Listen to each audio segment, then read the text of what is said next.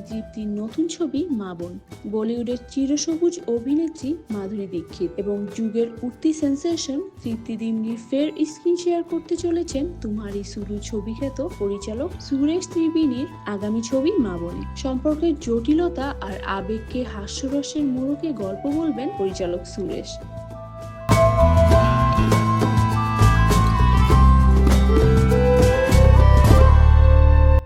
আগামী মে মাসে মুম্বাইয়ে শুরু হচ্ছে ছবি শুটিং।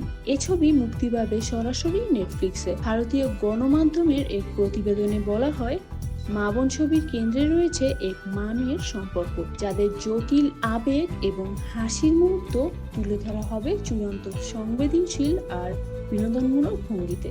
এই চরিত্র নির্ভর গল্পে আরও একটি গুরুত্বপূর্ণ চরিত্র রয়েছে, তবে কোন অভিনেত্রী সেই ভূমিকায় অভিনয় করছেন তা এখনো গোপন রাখা হয়েছে।